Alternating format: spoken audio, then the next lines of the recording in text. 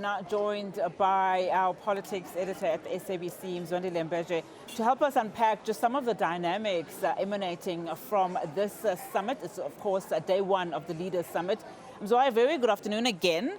I want us to talk and touch on Argentina and its role in this declaration. Of course, we've been hearing that they may have been disagreeing with some issues and some pointers in the declaration, but we know decisions are reached on consensus. I would imagine President Cyril Ramaphosa would not have announced that this declaration has then been adopted. Just speak to us about the dynamics. Absolutely, Unati. For decisions to be reached in the G20 setup, it must be by consensus. Yeah. So basically that tells you if one country is not happy or is disagreeing, so they would have to continue engaging. The fact that the president very early on indicated that a decision obviously had been reached in terms of a declaration, that then told you that somehow everyone was on board.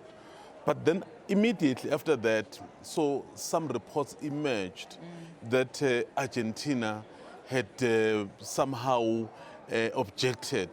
And then upon further investigations, it then became clear that they did not necessarily object, but there were certain areas which they noted. So, the areas of concern. So who you say they are noted. It's something that even happened in Brazil. It's not something that is happening here. But in terms of the entire declaration, so there was consensus, so everyone was agreed. That is why the president from the very beginning was able to say there will be a declaration, so which is quite unique or not usual, given that it normally happens at the end of the summit. In fact, you and I were expecting that will be done when he closes tomorrow. Yeah. But right at the beginning, he said there will be a declaration. Of course, there's been a number of press, media conferences. We saw the presidency's Vincent Magwenya addressing the media not too long ago, particularly following that address by President Cyril Ramaphosa in the morning. Some of the things that he touched on was the position, on the United States of America. They are not at the G20 Presidency of South Africa. What was the sentiment then from the position from Vincent Magwenya? I think what South Africa and the rest of the other countries that are here decided to do was that those who are not here, it's fine, they are out. Those who are here will continue with the work. You can even listen to the president of France, Emmanuel Macron. He basically said, we'll not be distracted, we'll continue with the work. In fact, we need to double down on the kind of work that we need to do. Because if now they get fixated by the absence of America, so clearly it would mean that America is calling the shots in its absence. So they took a decision, and I think that's probably the reason, Onati, why they were able to reach a decision on declaration as soon as it happened. Because they realized that it actually brought in them that commitment to deal with these issues with an open eye, because we understand that some had actually been lobbied to perhaps side with America. But the fact that these countries, even before they came to South Africa, many of them had declared already that they support South Africa, they supported the work, so told you that the absence of America really didn't mean much because the work continued. Yeah, and I mean, in my conversation with Dr. Mbeje not too long ago, she speaks about, the other level of engagements from a financial perspective that are already ongoing, where America is included in those, which is very important. It kind of tells you and gives you an idea that a number of the issues that are in this declaration have in a way been accepted by America. But I guess it's a question of waiting and seeing when that handover does happen, officially or unofficially. I believe DIRCO is going to be, doing that ceremony next week. Just speak to us about how likely are we then to see just a strain between South Africa and the United States of America continue to deepen? Or do you think a position by South Africa has already been stated? I think from South Africa's point of view, South Africa actually is not at war with the US. South Africa has actually no issue with the US. It would appear it's the US that has an issue with South Africa. So South Africa continues to discharge its responsibilities, and what will happen, obviously what won't happen is that the president can't hand over to a junior staff who is currently running the embassy. Remember, there's no ambassador appointed yet, ambassador to South Africa from the United States. So being run by the junior staff. So someone who's not even accredited. Remember, the ambassadors get accredited. They would go and the president will receive their credentials. It's something that's very high level because you are directly sent by the head of state from the other country. So you can't then just hand over to the junior staff.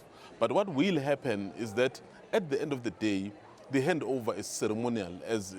So what will happen is that DERCO, which is in charge, will be able to, in consultation with the foreign affairs department in the US, I think they call it the State Department, they will be able to then engage and perhaps prepare handover notes properly, but not necessarily the president of a country just handing it to the junior staff. So that, I think, will happen because South Africa, as I've said, has no issue with the United States. It would seem is the United States which has an issue with America and with South Africa, I'm sorry.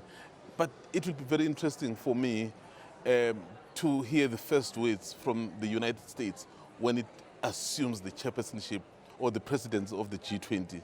So how it will characterize it. Remember, it is allowed to chart its own priorities, how it wants the G20 to look like. They have already said that this big numbers of people, they want to downscale. They want to downscale it. They are basically saying want to go back to the basics, to how it was formed. So they are allowed to do that, but perhaps some of the things are already part of what is happening in the G20. So how do you deal with those?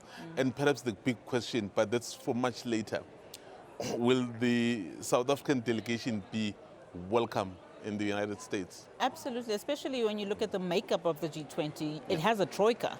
You know, South Africa will be part of that troika, the United States, South Africa, as well as the UK, you know, and given the relationship between the UK, I mean, we've heard utterances by Keir Starmer supporting the South African G20 presidency, supporting some of its key priorities, and of course the narrative and the objections around development, UN development, very, very much supportive. So one hopes then that within the troika, somehow South Africa can get a voice. But be that as it may, most of the leaders here are saying that it's time for Africa to seize the moment.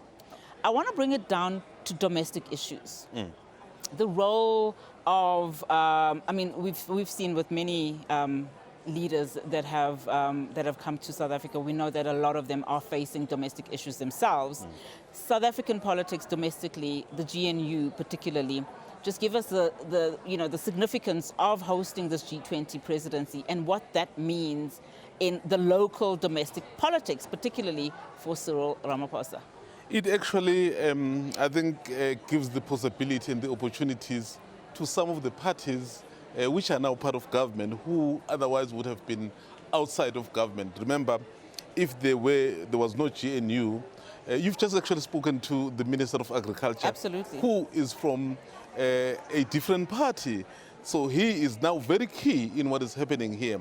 If it was just one party running the state, so those parties would have just played the role of being opposition. But what it does, Unati, is that we are in the GNU arrangement. So many parties who otherwise would have been left out are actually part and parcel of seeing how the country should move forward in relation to countries outside South Africa. Because it's not so much about the local interests, as much as they differ, but there's something that unites all of them, that the interests of South Africa far exceed anything that they disagree about.